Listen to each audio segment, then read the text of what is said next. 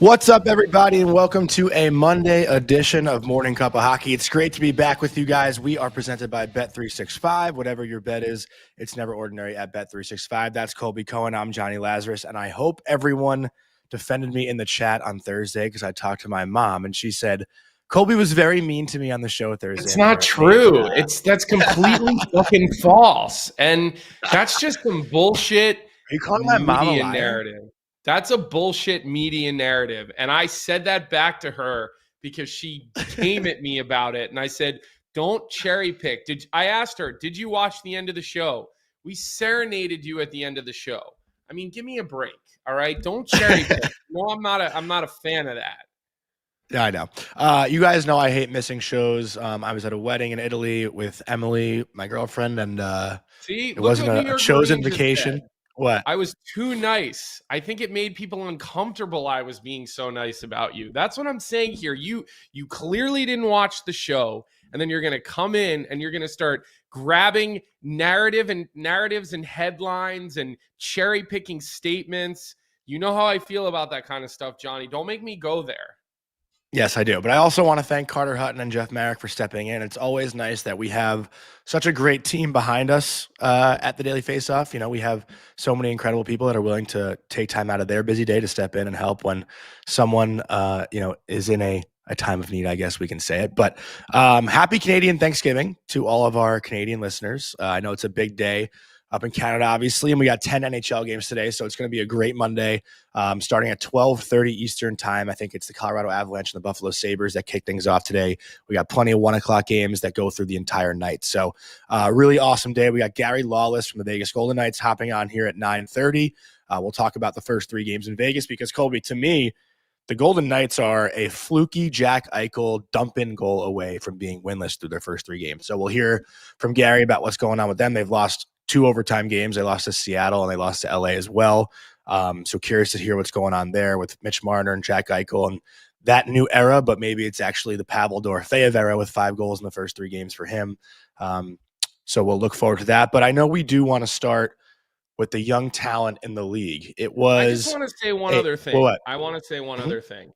I know you were in Italy, so you probably were less affected by this as that I was.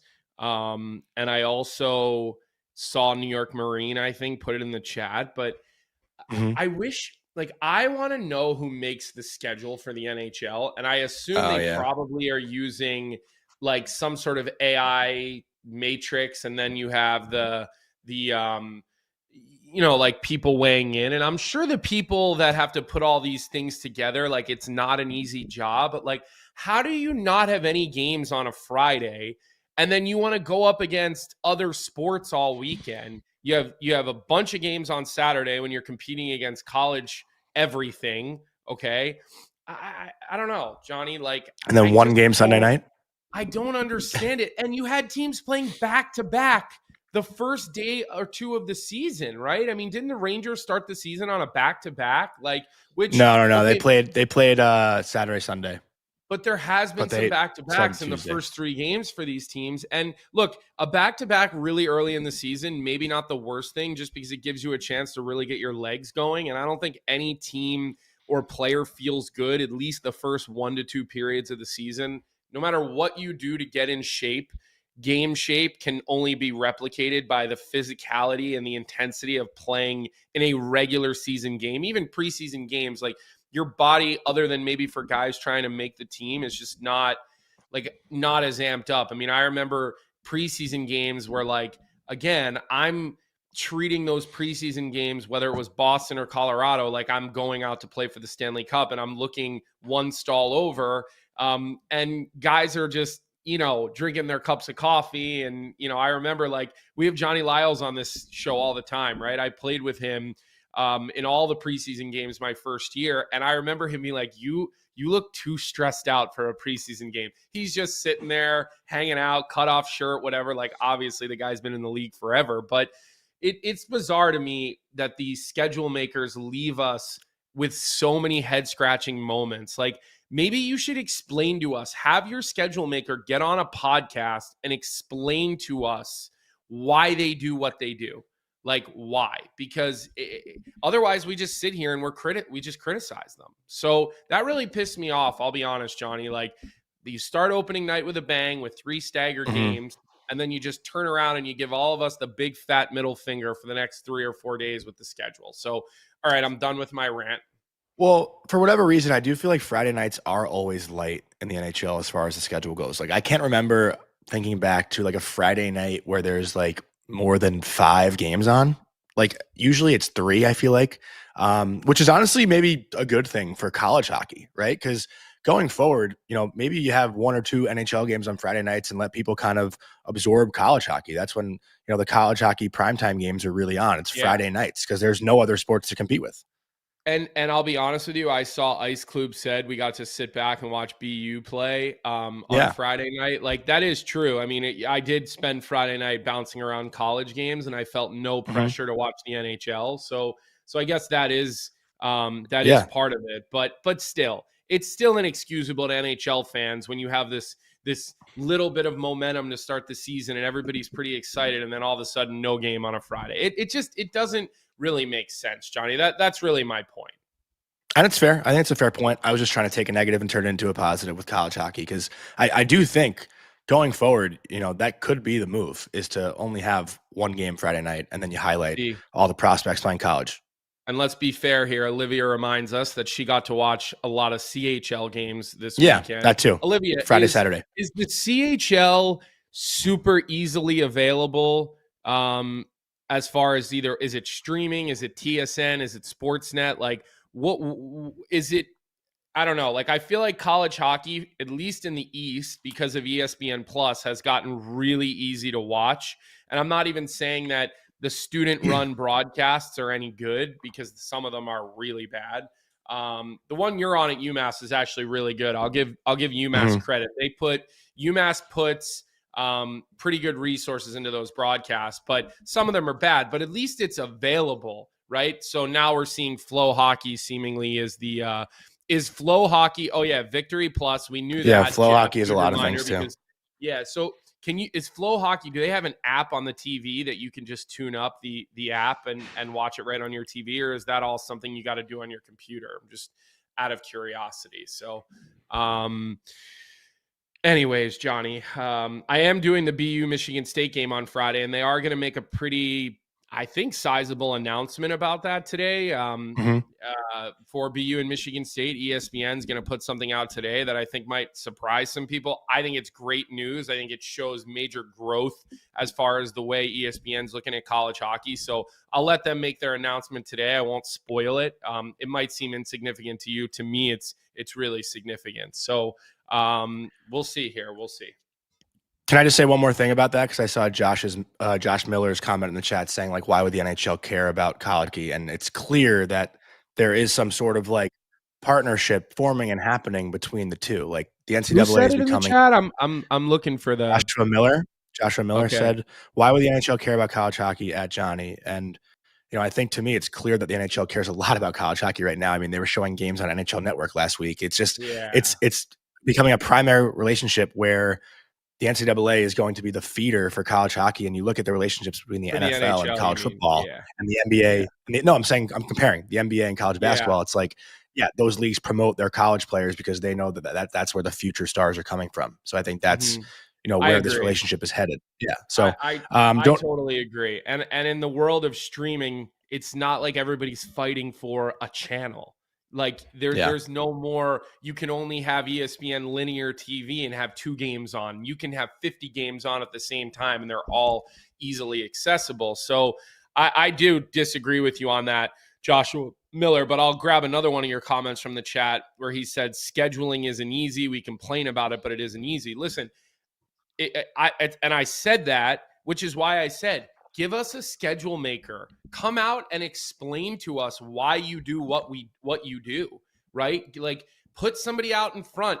We may not agree with it, okay? But at least you're putting somebody out in front to discuss it and give people an opportunity to understand why they do what they do. And I know we're now bouncing between 2 topics, but I think Jeff Merrick is making a great point in our chat as well. He says, if you're the NHL, you want people to know the backstories and the backgrounds of the players before they show up to the NHL. Look at Matthew Schaefer. He's a perfect example of what Jeff is talking about, right? And we're going to get into this now and talk about some of these young defensemen that have started the NHL season really well, guys that maybe we thought weren't ready to play in the NHL. We all know the Matthew Schaefer story because he went number 1 overall. We may not know everybody else's story. So by featuring these guys on NHL Network, ESPN properties, I know this. ESPN is working on having a college hockey segment built into their NHL studio shows that they will be doing this year. I know it's something they're working on. It's something that they've talked to me about, wondering if I could do it potentially from home when Butchie's doing raps. So they're thinking about this stuff. So what Jeff says here is completely spot on about the way the TV, at least with ESPN, I can't say that for Turner, although I feel like Turner does a little bit of everything and they're always leaning into good stories. I do think that's the path that we're headed on. And other podcasts too. I mean, Grinnelli with the Chicklets they were in Maine this weekend. They've done a great job. Got to shout out our friend Mike Grinnell, Empty Netters. Those guys are now doing a college hockey segment. I saw that. On their Have show. You talked to them about that at all? Yeah. I don't know what it really entails, but I'm sure Dan and Chris will give the details of what they're really doing. Maybe but we'll try great to see them come on and talk about it. Yeah, that'd be awesome. Everyone obviously listens to our show knows how much we love college, but and we're not trying to take any credit away from the CHL or anything like that, but we are here obviously to promote what we love. Yeah, we love college hockey. That's all it is. Someone from the Western League that I want to have on here, Guy Fleming. Okay, I've seen his name. Yeah, I follow him. It's not Guy. I'm sorry, Guy Fleming. He's good, and he does this, radio and podcast. We got to get him on. He's somebody that I've got to know on social media for years. He does a great job of covering the Western League and knows all those players really well. And then Jeff knows the Ontario League. I mean, Jeff comes on our show and gives us information about the OHL all the time. So we kind of have little bits of correspondence. So, all right, let's not wander too much. We have already. Talk about Matthew Schaefer. We want to talk about Zeeb Buyam, Kindell, Rinzel. Brindley gets his first goal over the weekend. Today, we just get the news Callum Ritchie going down to Bridgeport. So, I think we wanted to kind of dive into the fact that some of the young guys are off to good starts, and we question that, right? And Johnny, I feel like you in particular. Oh yeah. I'm not quite where you're at with this one, but I know you have some strong opinions and feelings here on Matthew Schaefer. Yeah, but before I get into it, I do want to give a word from our sponsor, Prime. So this segment is a presentation of Prime Video and Monday Night Hockey, your exclusive home to the NHL. Streaming games nationally in Canada every Monday. Prime Monday Night Hockey opens this week, October 13th, with a doubleheader of Detroit in Toronto, followed by St. Louis in Vancouver. Subscribe with a 30-day free trial to Prime Video to watch Monday Night Hockey and the new season of Face Off, which I still haven't gotten to yet, Colby. I've only seen one episode of that so far. I got to binge that this week. But download the app or go to primevideo.com. And with that, Colby, I know you kind of gave me shit before because I said I wanted to come on here, and I feel like I owe Matthew Schaefer an apology because I was very adamant about Matthew Schaefer maybe even going to college or even back to the OHL this year and playing a lot of games. I didn't think the 18-year-old who only played 19 games last year would be ready to step into the NHL. And he plays 17 minutes in his first game and looks okay, has an assist, has some good shifts here and there. And again, I didn't really get to watch full games this week. I watched a lot of recaps and, looked up highlights online. So I don't have that, full watching of the game opinion. I did see him play preseason when they played the Rangers, but after seeing 26 minutes, now running the top unit on their first power play, I see a quote from Patrick Waugh talking about how he's basically forced our hand to play him. Patrick Waugh and everyone in the Islanders organization is just raving about what they're getting from Matthew Schaefer, and not only on the ice, but off the ice as well. His comments in the media, I mean, this kid is just 7 years ahead of his development, it feels like. But here's what Patrick Waugh said, courtesy of Ethan Sears from the New York Post. Patrick Waugh was asked if he needs to balance Schaefer's workload, and this is what Waugh said. I'm not balancing anything right now the way he's playing. He's forced me to play him. He's forced us to play him, so we're going to give it to him. 26 minutes, 8 shots on goal, scores his first NHL goal in pretty incredible fashion, too. Haven't seen a goal scored like that from a defenseman in quite some time. He said it was from the Mighty Ducks or something. That was his post-game quote. But he's just an unbelievable kid to watch and easy to love and easy to root for. And I definitely doubted him originally, and he's making me shut up pretty quick. I think first off, I think that you're premature here with an apology, because I don't think you doubted this kid. I think it's perfectly okay to sit here and say, don't rush another defenseman in the NHL, especially a guy who didn't play many games last year. Remember, he gets hurt early in the season. He misses a ton of time. I don't think it's necessarily an apology situation. And the kid, let's remember something here. It's 2 games into the season. I mean, I think we need to cool the jets a little bit. And I think we need to enjoy it, appreciate his talent. I think we need to realize, though, that let's not have unrealistic expectations for the kids, right? For the kid, Schaefer in particular, he's a teenager. He's going to hit a wall eventually. Remember, he had to go through a rookie camp, a training camp where he's going 150%. Like, it's going to level out. And the kid is clearly extremely talented. There's no doubt. You don't walk onto NHL ice and play the way this kid has played unless you're extremely talented.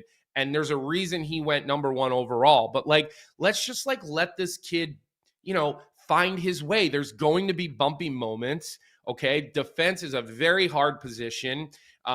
Being focused, you need to be focused, Johnny, in order to succeed without the puck. Clearly with the puck, he's incredibly gifted. I mean, it's natural to him with the puck, but I just think, again, maybe maybe he wins the Calder this year. I said North. I know, yeah. No doubt about that. He looks like a guy who's that talented. I just want us to take a deep breath. And I'd say the same thing about Sam Rinzel, okay, who everybody is anointing the king in Chicago. And I just want everybody to have high expectations for these guys, but also remember, we're talking about a teenager. Rinzel played 1 year of college, or did he play 2? I can't remember. I think just one. I think just one. After playing getting drafted in the USHL in the first round, people were up in arms about it. Let's just make sure we give these guys a little bit of a breath. Let's celebrate the fact that they've had a great start, but let's just remind ourselves that it's only been 2 games. I feel like we're setting him up for a big fall if we put him on a chair right now and we give him the crown, when I do believe there's going to be bumpy moments. And I feel like you've got to have patience for a little bit of a roller coaster of development. Okay, 2 things. First, we were both wrong. Rinzel played 2. Just looked that up, so I wanted to correct ourselves. But second, and I want to make sure there's a clear difference between having some bumps or hitting some bumps versus hitting a wall. I want to ask you, and I know that the positions are different, and I know you probably have a different stance, but would you say Macklin Celebrini hit a wall last year? I know he was hurt and missed some games, but I wouldn't say he hit a wall. No, but I do think he had some, there were peaks and valleys in his season, no doubt that's about everybody. It. Everybody. Not just rookies or young kids. Yeah, but I think one of the things about, again, learning how to play 80, 82 games, whether you're in the NHL, whether you're in the American League, you're having to learn how to, work through that. There's nights where you feel like shit. You played a back-to-back. You played 4 games in 6 days. You've been traveling from this place to that place. You're on the plane. You're off the plane. You're not in your bed. Learning how to sort of manage those B games. We talk about it on the show. Rand Pecknold was one of the first people to really put this in my brain, so I want to give him the credit for it. The head coach at Quinnipiac, talking to us about what is your B game when you don't have that big night, right? And I think that's the thing that the rookies struggle with. I think Macklin Celebrini is still looking for that type of consistency. I think when you look at Celebrini, his compete level is always just so high, and his motor is so high that he probably covers up for some of the peaks and some of the valleys when he is feeling it a little bit. But again, defense, you can't blend in as a defenseman, right? It's hard.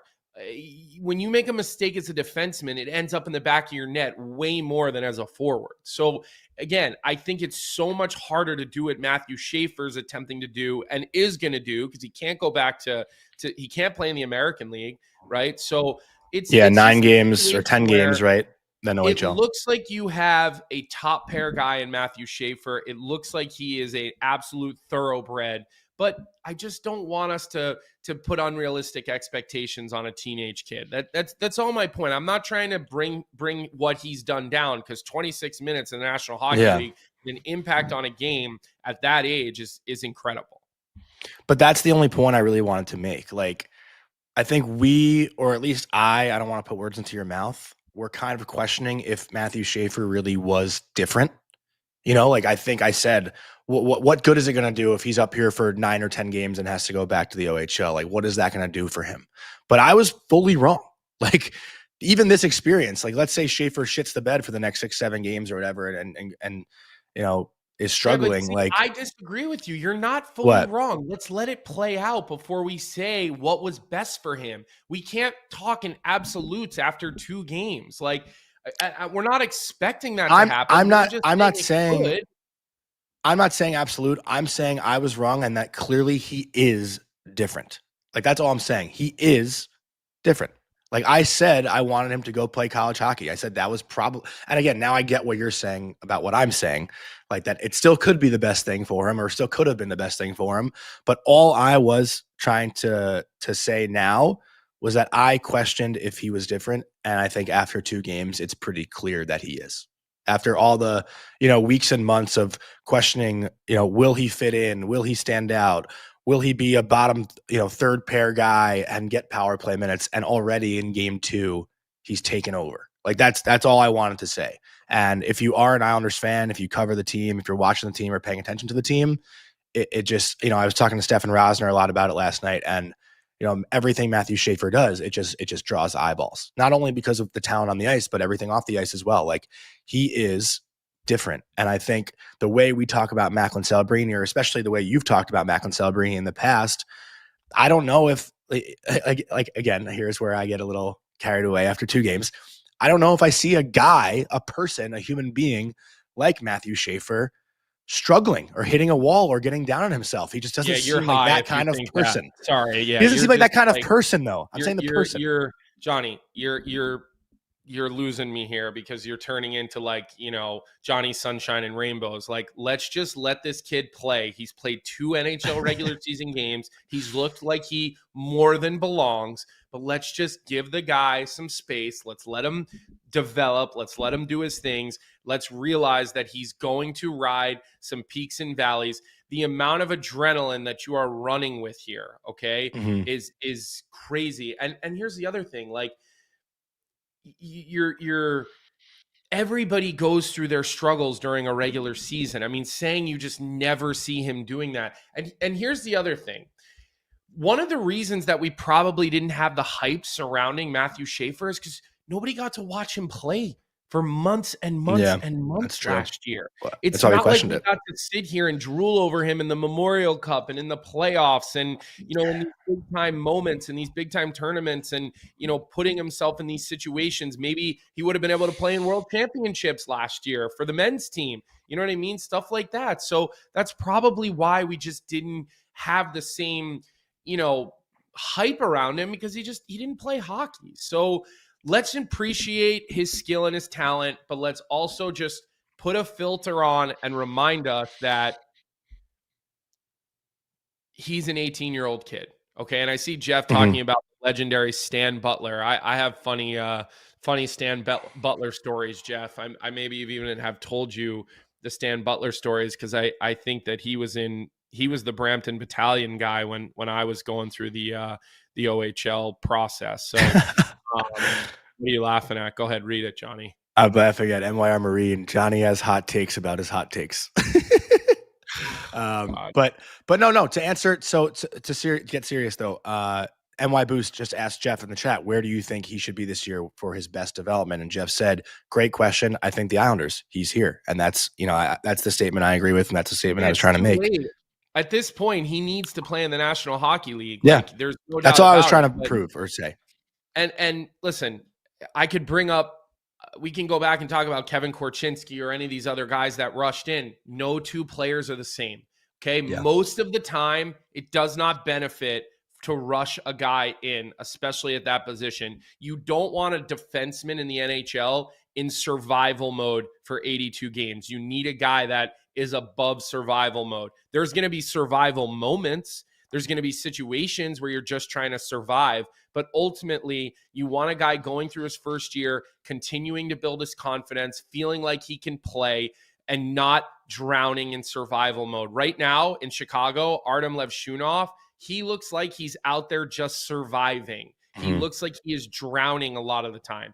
Kevin Korchinski in Chicago, and I'm using these examples because I was there and watching this stuff, he was in survival mode every night for the Chicago Blackhawks. It wasn't good for his development, right? Look at Zeev Buium right now. He gets his first goal of the weekend, right? He's another one of these young first-year defensemen. He does not look like he's in survival mode. Sam Rinzel does not look like he's in survival mode. It doesn't mean they're not making mistakes. It doesn't mean they're not, making ill-timed plays with the puck or their decision or their read. I said it about Sam Rinzel. His reads right now around the net, we showed that one clip, a little bit slow at times defensively, but his play with the puck looks incredibly comfortable. Okay, he looks poised. He looks like he can make plays. So you give a little to get a little with a guy like Rinzel because they're not just surviving. They're actually more than surviving. They're out there playing and they're gaining confidence, but it's really, really fickle. And you've got to be really, really careful with it.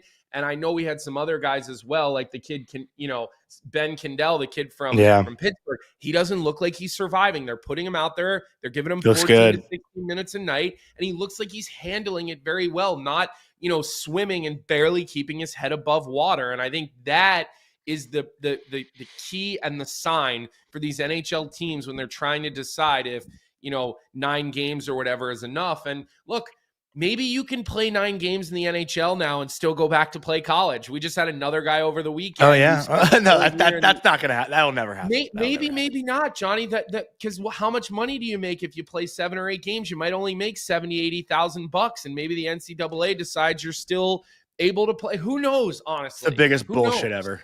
Well, then at that point, you're just getting rid of the AHL. At that point, just abolish the AHL. Crazy. I'm just saying. I know. That's all. I know. So I don't think anyone's taking you. Guys, good for the young guys for getting their opportunities early. Callum Ritchie goes to the American League. That's okay. He was injured. Okay. Now he's healthy. Now he's going to go down. He's going to build up a little bit of confidence in Bridgeport. And then I wouldn't be shocked if you see him sooner than later. Although I've heard Matthew Darsh is not afraid to be patient with his prospects. Yeah. Also, Stefan Rosner told me that they really want him to be a top 6 center, and right now there's just no room for him in those roles. They have Horvat and Barzal playing center on their top 2 lines. So we do want to hit quickly on just the one game last night, and we will probably talk more Islanders and Schaefer tomorrow. The Islanders play the Jets at 1:00 today, and we are working on getting Matt Martin on the show tomorrow, who's obviously in a new role with the team, but he's around the team and is very close with Matthew Schaefer. So stay tuned for that tomorrow. I'll keep everybody posted, I guess. Maybe I'll tweet later if he's coming on to confirm. But do want to talk about our sponsor, Uber Eats. Uber Eats, and we'll get into our stat of the day, is enabling fans to maximize their fandom all season long with exclusive game day deals on the app. From game day eats to paper plates and napkins, if you're hosting, to all the ingredients you need to make your favorite game day dip before, during, and after the game. Uber Eats is assisting every fan's hockey experience all season long. And I want to shout out my dear friend, amazing statistician, one of the best in the NHL, Eric Hornick, who tweeted last night that the New York Rangers are the 10th team to be shut out in their first 2 home games in NHL history. No team in league history has been blanked in the first 3 home games. The last to do so, the Arizona Coyotes in 2018, they were shut out in 3 of their first 4 games, including twice in their 2 home games. And the Rangers host Edmonton on Tuesday night, tomorrow night, where they could become the first ever team to be shut out in all 3 games on home ice. And last night, speaking of overreactions, Ranger fans were freaking out about the home ice performances. And Colby, if you want to hit it quick before Gary Lawless hops on, because he'll be here shortly to talk. I had some takeaways from the game. First of all, the New York Rangers deserve better in that game. Oh, yeah. I'll tell you what, I like the line with JT Miller and Will Cooley. There's just a lot of engine on that line. And I didn't mind how JT Miller looked last night. I know people were kind of beating him up the first game. Said he looked. Well, he's still not 100%. He got hurt in training camp. He's still getting back to himself. They looked really slow in game 1. They looked like they had a lot more team speed last night. They did everything but score, which is the most important thing you can do in the game. But I did like the way those 2 guys played together. And I know you've been all over this Laba kid, and he seems to be the flavor of the hour in your life right now. I have barely heard you talk about Lafreniere. I've barely heard you talk about Will Cooley, the guys who you're normally ski pulling when you're talking. But it's like Noah Laba is just a guy who skates, man, up and down the ice. He's so north-south. The way that he wins puck battles, and then his details, the way he stays above the puck. Like you just watch him. He's always above the puck. And perfect third line center. As a young player, you see guys losing body position all over the ice and letting the other team get above you, which means you're in a foot race, right? And guys in the NHL can skate so well, and you start losing those battles, whether it's high in the offensive zone, in the neutral zone, creates a ton of problem for you, okay? And so I'm impressed with him. I really am. This kid has a mature game, right? And again, he's another one of these young guys. So let's remember there's going to be peaks and valleys, right? But all I'm saying is I do like the way that this kid's playing, and I like the way that the details of his game. Personally, if he doesn't provide a lot of offense this year, I still think he looks very comfortable in that role on that third line. Mm-hmm. But there's also a difference between a young guy who's 22 years old out of 3 years in college versus a young guy who was just drafted at 18 years old. Like, I think that's a little bit of a disparity too. Like the college game, that was the first time I even learned what staying above the puck even meant. Those are the habits that you build. And again, I don't want to get into college versus whatever, but last night, the Rangers, I think what happened to them, they've done to so many other teams countless times. And I tweeted it last night, Colby, like, it's easy to I don't want to say not be frustrated with this loss, because when you outplay a team completely, outshoot them 35-21 and just get robbed by Charlie Lindgren, time and time again. I mean, I think Mika Zibanejad could have had 4 goals last night. They had great A's. It wasn't a lack of chances. No. They just couldn't score on it. Mika could have been – I just got a DM from Ray Ferraro. Mika could easily have like 5 or 6 goals. Does he want to come on the show today? I'm not going to read it out loud. I think it's about something I tweeted last night, but I don't know if it's something that he would want publicly. So I'm not going to read it, but I just saw his name pop up. Well, I will. I saw his name pop up on my phone, and it just threw me off a little bit. But back to the point, like, there are so many games in hockey where the better team doesn't win and the team that deserves to win doesn't. And the opposite happens. Like, there will be another game this year where the Rangers get totally outplayed and they come out with a win because Igor Shesterkin stands on his head. Like, that's where I go to bed last night. And I'm like, okay, I can at least be happy with the performance and the way they played. Does it suck they didn't score? And does it suck they haven't scored in both home games? Yes, but this will come back around. So that was the only thing where I think Ranger fans shouldn't be, freaking out about last night. Yeah. And listen, you've got to love the fact that, as Jeff Merrick reminds us, nobody's going to feel bad for the Rangers getting goalied. And then he listed some of the legendary Igor, Hank, Richter. There's certainly not been a shortage of great goaltending in New York for basically my whole life. I can't remember, since I've been a hockey fan, the Rangers not having really good goaltending. So I do think something, though, that you have to look at if you're a Rangers fan and feel really good about is the fact that Adam Fox is looking motivated. He, as Mike Sullivan said, and I knew that this would be sort of the breaking moment or the deciding factor, but all I keep hearing Mike Sullivan talk about is the commitment to defending, commitment to closing guys out defensively, ending plays with his stick. I mean, you watch Adam Fox. Like, Adam Fox defends with his feet, his stick, and his brain, not his upper body strength, not his lower body strength. He just outsmarts you in the way that he defends. And when he commits to that, it is interesting how his offense doesn't seem to suffer, because these have been some of his more, I'd say, complete defensive performances that I've seen from him in the last couple of years. And what does he have? Three or four goals maybe so far this season? 3 goals, 1 empty netter.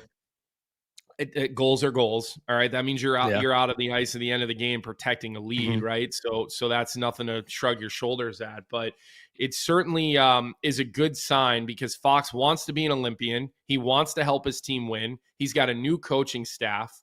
All right. And you could say whatever you want about David Quinn and the job that he's done as a head coach. I can tell you this. He knows how to coach defensemen. He 100% knows how to coach defensemen. Like, when he's giving you a lot of his time and you're looking at things with him, like, he's going to get more out of you as a defenseman. So I do believe that that can be a pretty good relationship with Quinn not having to be the head guy and not having to be in that role. I think he's a guy that, working closely with Adam Fox, I think there could be a boost to his game and more to his game that we haven't necessarily seen over the last couple of coaching staffs, Johnny. And then I think the other thing that sort of strikes me about the way that the Rangers have played since opening night, I see a lot more second and third chance efforts from this team. I think that was something that was kind of missing last night. They didn't really seem to get many second or third opportunities, it felt like. Yeah. So, I mean, I think that's also a good sign. And as we're sitting here talking about this game, while maybe it wasn't the most banner performance for the Washington Capitals, like, listen, the Caps are 2-1. You know, they're off to a pretty decent start here in the way that they're playing. I mean, look at the way Protas has played and look at the way that he seems to be moving. I mean, I read something about how he committed his entire summer to work on his skating. Boy, he looks like he's winning even more puck battles this season. He looks like his first step or two is even quicker. And when you have a man of that size who can move like that, whoa, this could be like another bar-setting year for Protas, the way that he has looked in the early going for the Washington Capitals. Yeah, and my favorite piece of content too is always the Spencer Carberry post game in the Capitals locker room. Like, Colby, I love to talk about vibes on here. I was actually so pissed that I couldn't be at the game yesterday because the Capitals room is one that I kind of love being in now that I've gotten to know some of the guys. Like, I think I've said it before in the show, but Brandon Duhaime is like one of my favorite people in the NHL. Like, that kid is unbelievable. Sonny Milano, was great to see him play yesterday. He's dealt with some injuries and issues in the past. He's, a Long Island guy who had I don't want to say bumpy NHL career so far, but good to see him kind of, earn his way back. Yeah, a lot for a guy as talented, but not in the early part of his career though. Like, he was a stud in Columbus. Like, Anaheim was a little bit shaky, and then what? I listen, for a guy who's as talented as him, the stories you hear and the bumps, that's not an understatement. There's been a lot of bumps, and Jeff is letting us know right now in the chat that Protas's brother Ilya is a Caps prospect too. He had 50 goals last year in the OHL for the Windsor Spitfires. So obviously there's some goal scoring ability in that family. 50 goals at any level. Like, are you kidding me? So. Yeah, and I do believe Alexei Protas was also a part of those Hershey Bear championship teams, I think. At least the first one. Maybe Jeff can fact check me on that. But that was something we kind of talked about last year too. Like, learning how to win in the AHL helps you learn how to come up in the NHL and fit right in. Like, that was a big thing that we talked about with, the conversation of development, the organizations that focus on not just playing their top prospects in the AHL, but teaching them and helping them learn how to win, helps you succeed in the NHL. Like, yeah, I think that's a big topic of conversation. And I guess while we wait for Gary, we can kind of move on. Well, I want to ask one more question, and I want to ask it to you. I want Jeff, I want everybody in the chat to weigh in, but I would ask that you guys be sincere about this, because I know we tend to not be always. I know we have Joe Albanese here today, who's also a Rangers guy. So let me ask you guys this. The Rangers are 2-2, and I see New York Marine has already answered this question. Vic, if you want, you could put up a poll.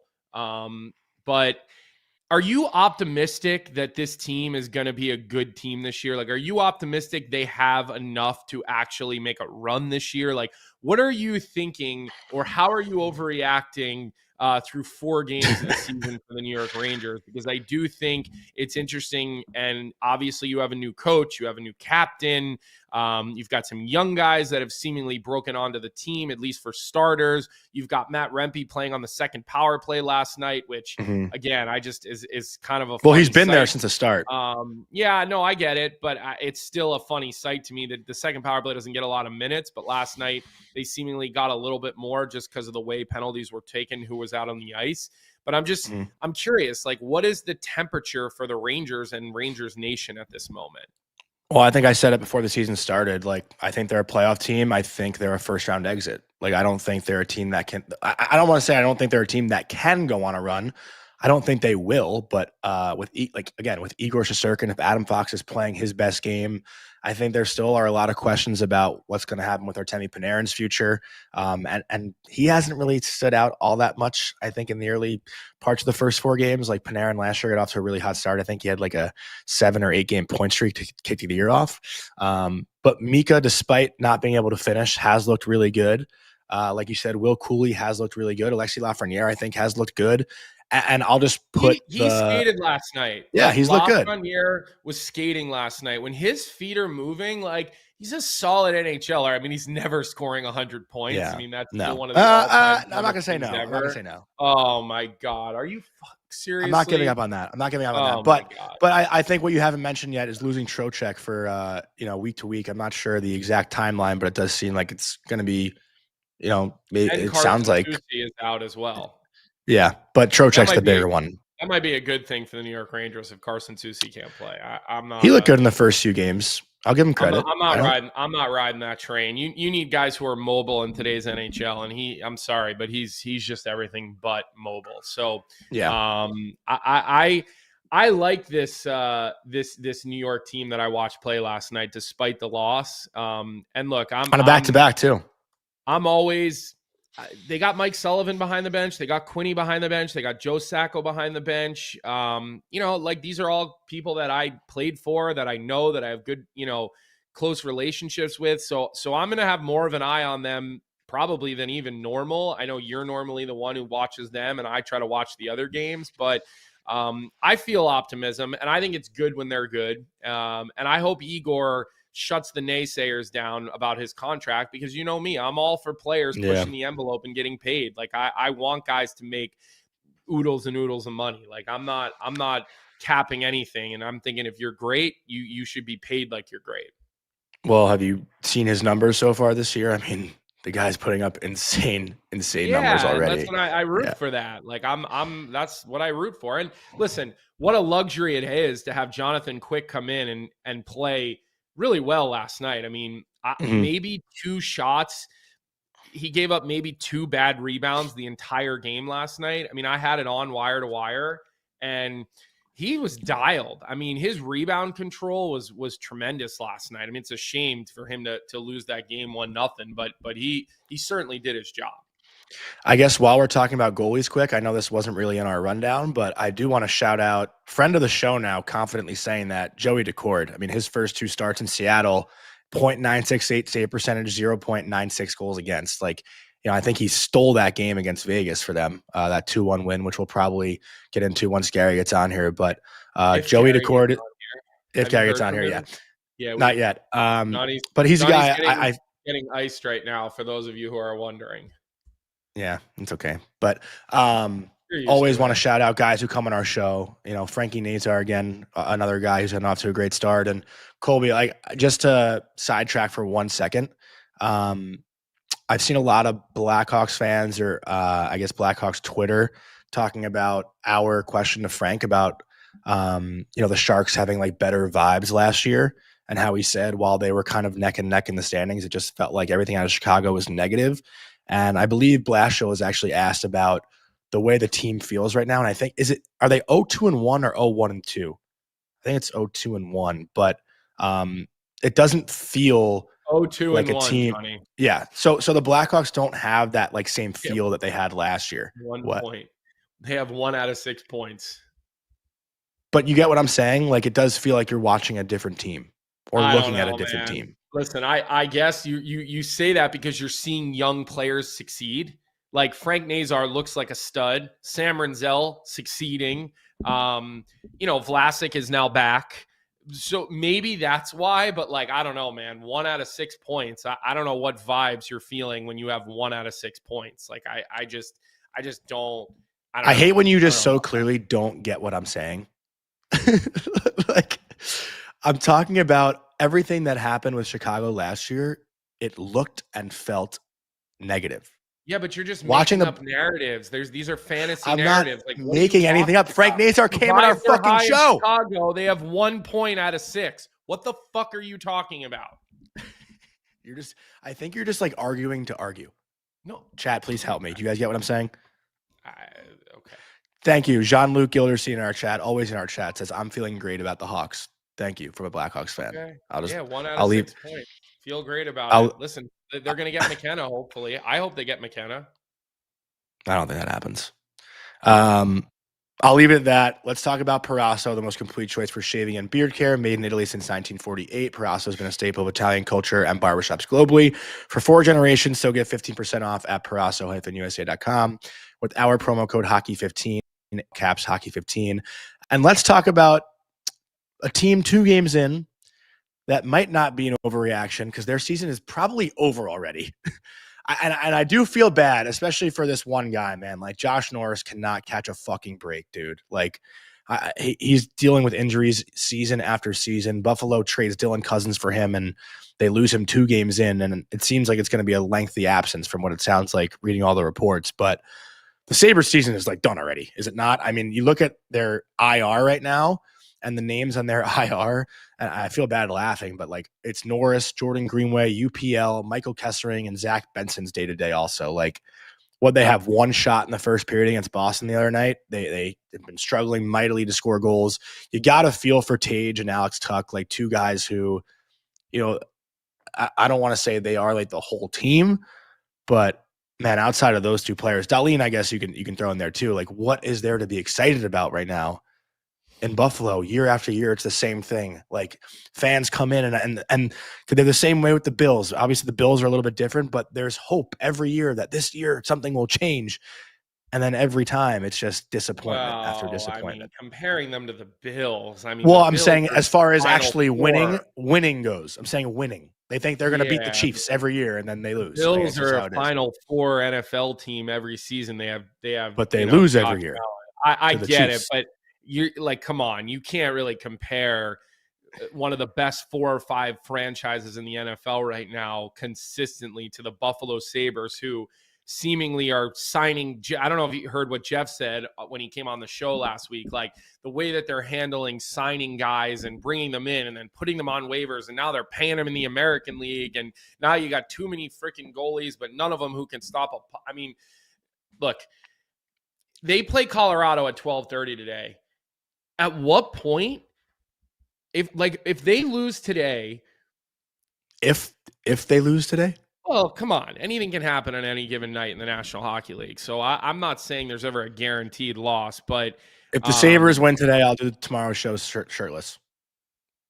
All right, well, I don't really want you to do Nobody that, will watch, actually. But it's just like, what point does Kevyn Adams' leash run out? I mean, the embarrassment that is Chicago. Again, I don't know Kevyn Adams. Like, I don't root for people to lose their jobs, but the incompetence that just feels like it's coming out of there. I mean, how do you continue to go down this path? I mean, the fans they can't be showing up. I mean, I don't know what their attendance has been like the first 2 games of the year, or if they had it. I don't even know if they had home games, to be honest with you. So somebody can certainly let me know. I mean, you've got Jeff is letting us and reminding us. Wait, do you say you don't know if Buffalo had home games this year? Yeah, they did. I don't know. Did they play at home yet, or they've been home opener? They lost 4. They lost the Rangers. The home opener. Okay, so you've got Jarmo Kekalainen, who's sort of there waiting, in the wings to take this team over. Kevyn Adams, just again, he seems like his moves are all reactionary. There's no strategy. There's no plan.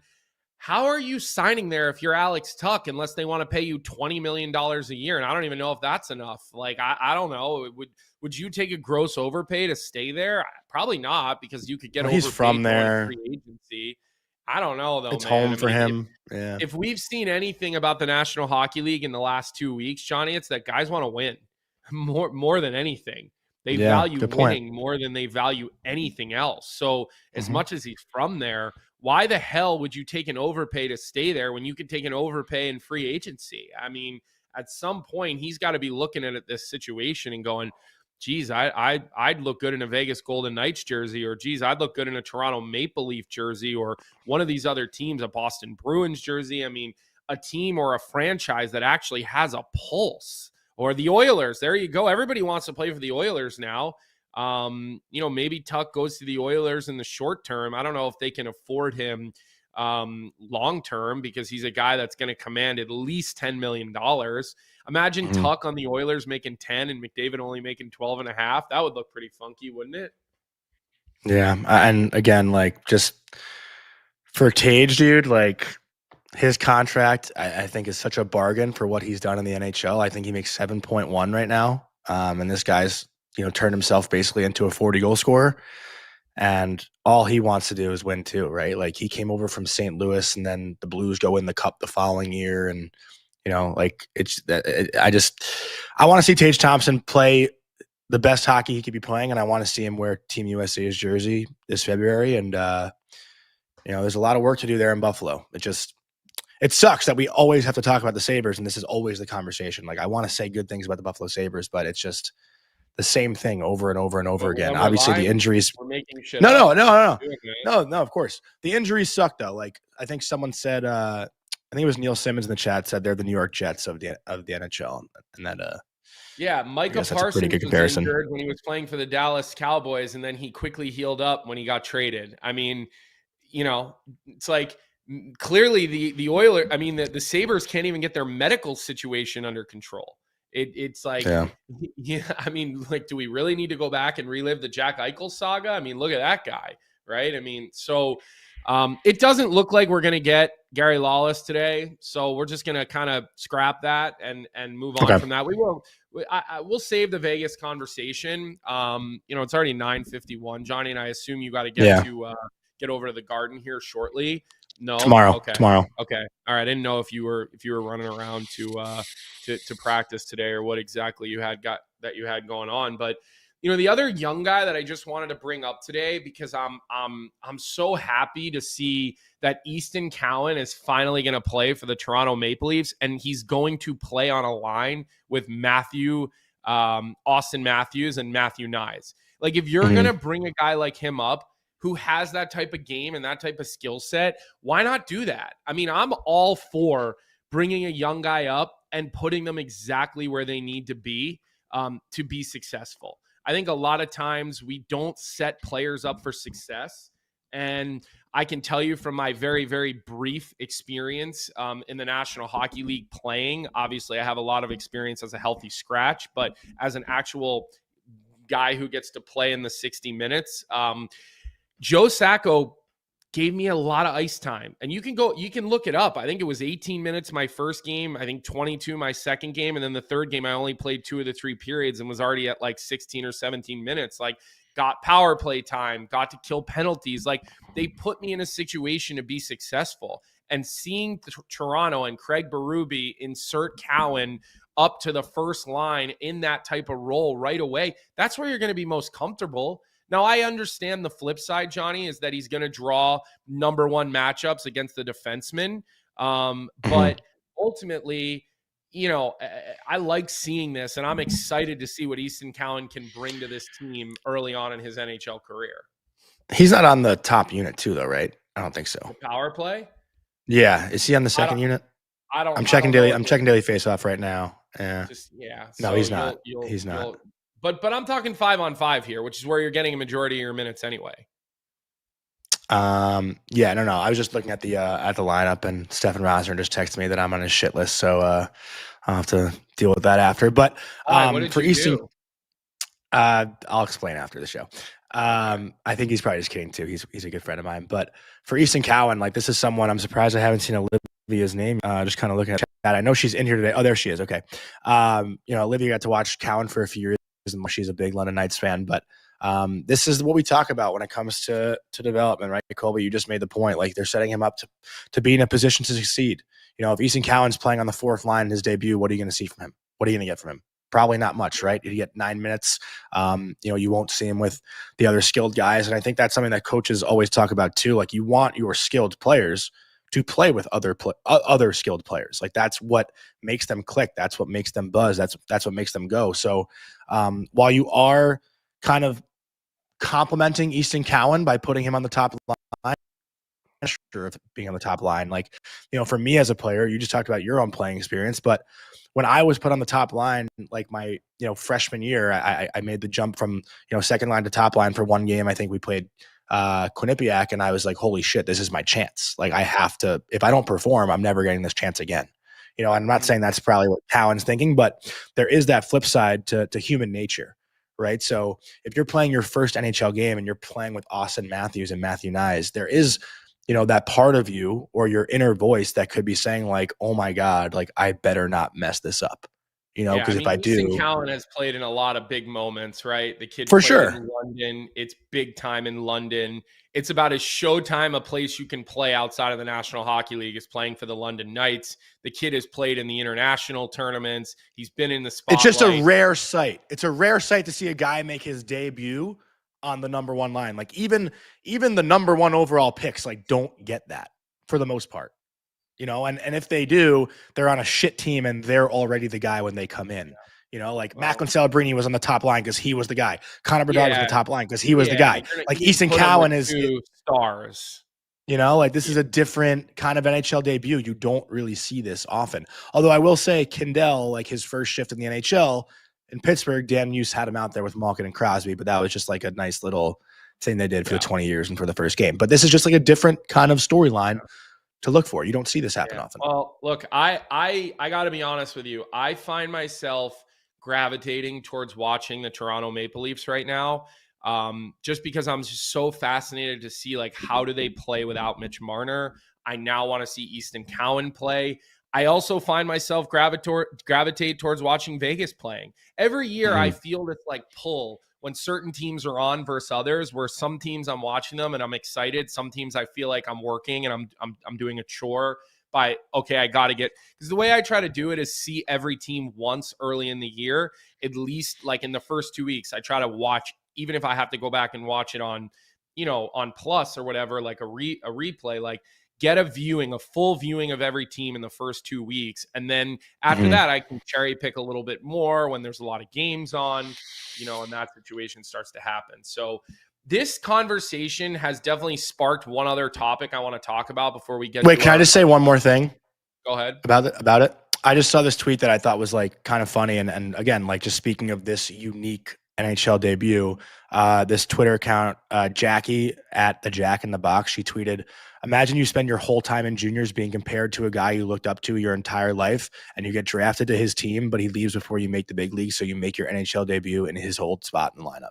Like, again, like Marner, London Knights, Cowan, London Knights, compared the same kind of player draft again. Like, it's just like, it's a good storyline. It's like a fun thing to follow, like to your point and to the whole theme of this conversation about it being unique. But, that's all I wanted to finish with. I like seeing tweets that I guess, I don't know if resonates the right word, but, I thought, wow, like whatever. I'm rambling. Yeah. And New York Boost, I'm I jet see lagged. your comment in the chat. Watch the Tampa Bay, New Jersey match from Saturday, Colby. I did actually see bits and pieces of that game. I didn't see it through. But look, I was not as high on Tampa this year as everybody else, and I got smashed in the comments of that episode. People were like, you're an absolute moron for thinking this, blah, blah, blah. Listen, Tampa is not playing with the details that you're used to seeing them play, and we're not going to go down that rabbit hole right now. We'll save Tampa for this week. The one other topic I wanted to bring up was Matvei Michkov and his start to the season, okay? I just want to throw this out there. Everybody whined and complained about the way that John Tortorella used Matvei Michkov last year. His first 2 games in the season this year under Rick Tocchet, he played 14.54 and 13.27, okay? He's a -1 with 2 shots on goal, all right? Like, I just want to say this. If there's another coach that is now looking at this guy and saying there's issues, eventually it's not just Torts' fault, right? Eventually you've got to say, geez, maybe the player has to do a little bit more or do a little bit better. So, I've already started to see comments around social media where people are like, Tocchet doesn't know what he's doing. He doesn't know how to use Michkov. I just think it's kind of funny to sort of see that type of commentary, dribbling out and people talking about it and pushing it and I just think A, it's way too early. B, what I've always said and felt like about Michkov. I think he's from the top of the circles in. I think he's about as dynamic as you can be in the National Hockey League level. I think the problem is there's a lot more ice out there in his game. And I was texting with Kevin Kurz about it, the writer from The Athletic who we've had on this show before. And I think he does a great job of covering the Philadelphia Flyers. He's one of the few that I actually think does a good job as far as writers of The Athletic go. But I will say that, he was telling me based on what he sees, and he watches him every day. He's like, I still believe this kid is a star, but it is interesting to see the usage of Michkov through the first couple of games of the season. I do think that that's, something that we're going to have to keep an eye on because, I just remember John Tortorella crucified all last year, and then Michkov came out this summer and he actually praised the way him and Tortorella worked together and the relationship and the things that he learned via Torts. And now, again, you don't see him for 22 minutes a night. You don't see him off lighting it up right off the get-go here for Michkov. Yeah. Also a tough, first couple opponents for the Flyers too. I mean, they got who they played Florida game one. NHL's a hard league. I'm aware, but there are people also saying about other teams, they're 2 games in and they played so-and-so. Let's not, get carried away with how good they look. I think that was something even that Vic and I were talking about this morning.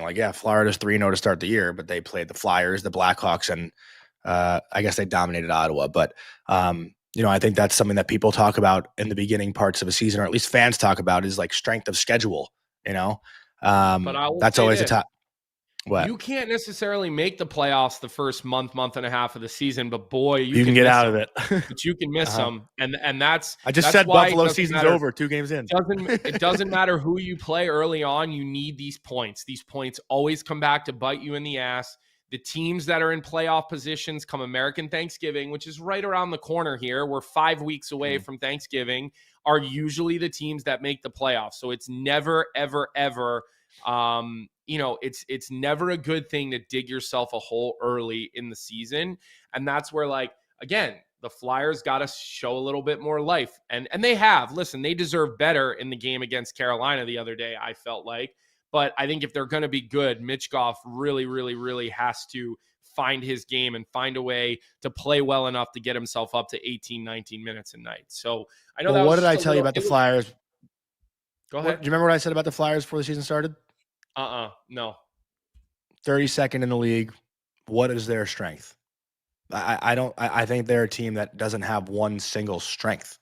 I predict them to finish last, and you kind of, I don't know if you gave me shit for it, but you definitely didn't really agree with it. Their goaltending has been stabilized. I think they have stable goaltending now where Sam Ersson doesn't have to carry the load.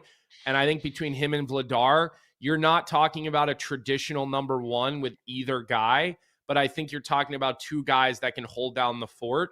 And they are still rebuilding. They are still rebuilding. Rebuilding. So who's going to take the next step, right? Cam York looked like the guy who was getting ready to take a big step, and then he got injured, right? He gets injured at the end of camp, and I think they're still trying to figure out exactly what Jamie Drysdale is going to be. I think you're starting to get to that point, JL 3335, that what you see is what you get with Jamie Drysdale. I know he's missed a lot of hockey, but again, we've got to make sure that just like we're tough on Alexis Lafreniere when we say, listen, he is what he is. I'd say we're approaching the territory with Jamie Drysdale. I think after this season, we can look at Drysdale and say, all right, there's still room for improvement, but he is what he is. This isn't a guy who's in his first year anymore. He's played 219 games in the NHL. By the end of this season, if he's healthy, you're talking about a 300-game player in the league. So I think it's important that we give him a little bit of time this season. We hope for growth this season, but we're starting to really, truly learn who the player is. I'm just laughing too at Adam Gilkis in our chat, always there, or Gleekis. Sorry, I mispronounced his last name, but at first in the chat he was saying it's 2 games, it's 3 games, relax, and then all caps. If they would give him a true number 1 center, then let's talk. I think it's just funny how. Wow, I just got more I just got more news about the Friday game I'm doing between BU and Michigan State. Like, ESPN is like throwing NHL style resources into this game we're doing on Friday. I don't want to blow it up here because they haven't announced it yet, but I'll just tell you this, and then we'll get to Bet365. Normally, when we do regular season games, they're remote productions, meaning none of our production team is actually on site. It's all run off this new software, and people are all in their homes, the producer, the director, whatever. We don't have studio support. That's not going to be the case for Friday. They're going to make some sort of announcement today about this game on Friday, but man, I just got a message about the guys who are going to be in studio for the game. When does a college hockey regular season game get studio? That's awesome. Like, that's we never get that when we do regular season games. We run, filling segments in the studio. So ESPN is really putting their money where their mouth is for this game on Friday. And hopefully the announcement is today so we can talk a little bit about it more tomorrow. But pretty cool, honestly. Pretty cool. So let's get to hopefully there's no NHL games Friday, huh? So everyone can watch you. I'm sure there's NHL games on Friday. It was a joke, dude. It was a joke. Okay. Good joke, man. It's really funny. Let's get into Bet365. Whatever your bet is, it's never ordinary at Bet365. So download the app and get in on the game. This is a bet from our producer, Vic, since I believe I'm 0-2 already to start the year. And today at 2 p.m. Eastern, we're going to go with Easton Cowan to record a point. He is plus 110 on that line. The Maple Leafs are hosting the Detroit Red Wings, as we mentioned before. Cowan is playing with Matthews and Nyes, so hopefully he can find his way on the score sheet. So this one is on producer Vic if it does not hit. Colby, anything else you want to talk about this morning before we get ready to celebrate this day of 10 NHL games throughout the day? No. I think that I'm excited to have daytime hockey. I always am. And happy, again, Thanksgiving to our Canadian viewers. Don't forget to give us a like on your way out the door. Sorry we couldn't bring you Gary Lawless today. We're going to have to go ahead and blame Jonny for that. That was his guest. Clearly not on the same page, So as we always do, we'll blame Jonny. It's always our easy way out. Good to be back. Enjoy the hockey today. Give us a like, get those automatic downloads on. Leave comments in the chat. If you guys have topics that you feel like we are just really missing out on, leave them in the YouTube chat and we will put them in the show rundown tomorrow and we will try to get to them. Obviously, have your fun in the chat or in the comment section as well, because those are always highly entertaining. So enjoy your day. If you have the day off, well, you should. I think a lot of people here have the day off too. Isn't it Columbus Day? And it's in the States, right? It's Columbus Day. Yeah, so, but I think a lot of people are working actually. Like my parents. Yes, they should. I mean, listen, I'm a believer in going to work. So I'm off to practice here shortly. Not that that's a real job, but it is what it is. So we appreciate all of you in the chat today, your contributions. Olivia, I know you were tweeting with us this weekend, making really good points about the trickle-down effect of the CBA. The rest of you, again, appreciate all the contributions to the show today. Hit that like button on your way out. And as always, we will see you all tomorrow, 9 a.m. right back here. Have a good one, everybody. What's up, everybody? Thanks for tuning in to Morning Cuppa Hockey here on the Daily Faceoff YouTube channel. If you enjoyed the show, make sure to hit that like button, subscribe, and turn on notifications so you never miss an episode. And don't forget, we've got more great hockey content every day. You can catch DFO live at noon and stick around for the sheet with Jeff Marek at 1 p.m. right here on Daily Faceoff. Until then, keep your coffee hot and your takes hotter.